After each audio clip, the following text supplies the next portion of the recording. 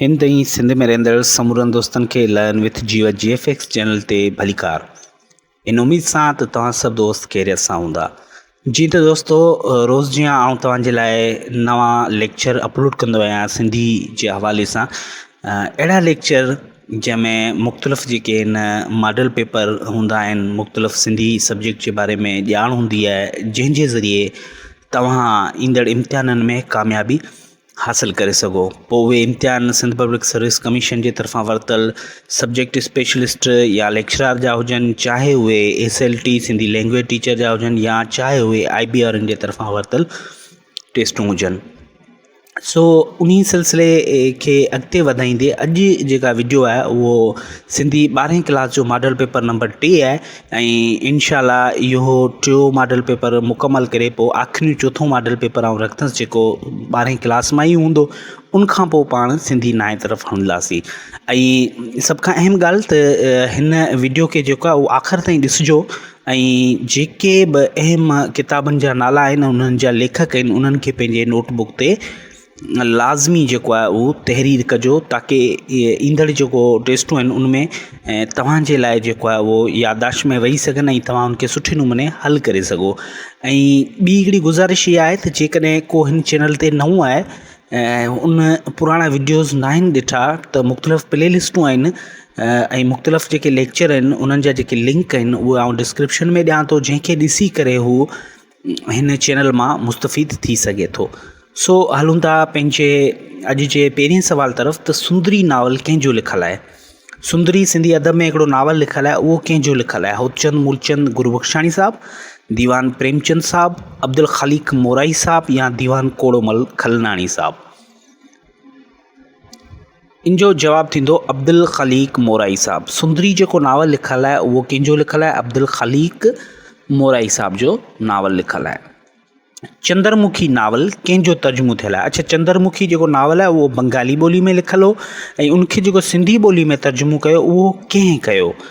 नवल राय, दीवान प्रेमचंद, शेख अयास या दीवान कोड़ोमल?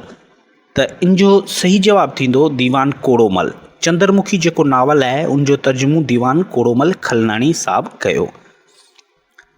टे सवाल तरफ़ अचूं था। छत्रपति नावल कंहिंजो लिखियलु आहे? छत्रपति हिकिड़ो नावल आहे, उहो कंहिंजो लिखियलु आहे? अब्दुल ख़लीक मोराई साहब जो, उमर बिन दाऊद पोटो, शेख अयास या मिर्ज़ा कलीच बेग साहब? त इन जो सही जवाबु थींदो अब्दुल ख़लीक मोराई साहब। छत्रपति जेको नावल लिखियलु आहे उहो अब्दुल ख़लीक मोराई साहब जो लिखियलु आहे। सवाल नंबर 4 आहे रोहिणी नावल कंहिंजो लिखियलु आहे? अब्दुल ख़लीक मोराई, उमर बिन दाऊद पोटो, दीवान कोड़ोमल खलनाणी या मिर्ज़ा कलीच बेग? त इन जो सही जवाबु आहे दीवान कोड़ोमल खलनाणी साहब। रोहिणी जेको नावल लिखियलु आहे उहो कंहिंजो लिखियलु आहे? दीवान कोड़ोमल जो लिखियलु आहे।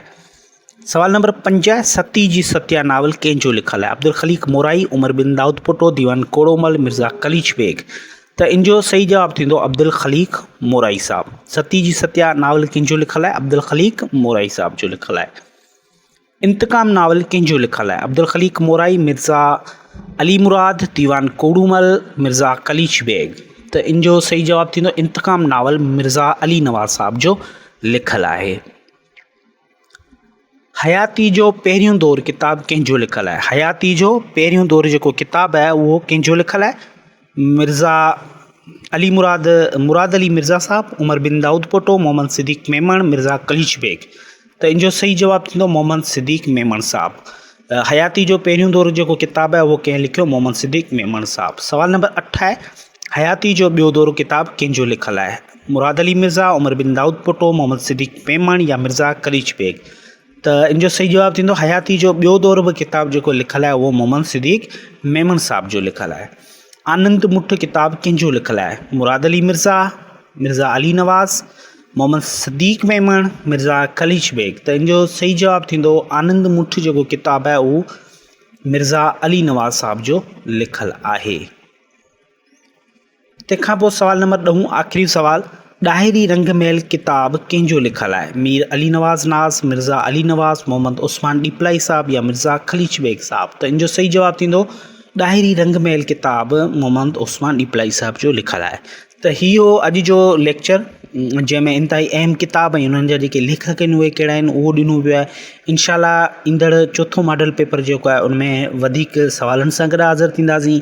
तेसीं ताईं पंहिंजो ख़्यालु रखिजो ऐं वीडियो खे ॾिसिजो ऐं शेयर कजो उन्हनि दोस्तनि सां जेके दोस्त सिंधी अदब सां चाह रखनि था या जेके दोस्त मुख़्तलिफ़ टेस्टुनि जी तयारी करे रहिया आहिनि। तेसीं ताईं पंहिंजे दोस्त जीवत कुमार खे इजाज़त ॾियो। सिंध सलामत, साथ सलामत।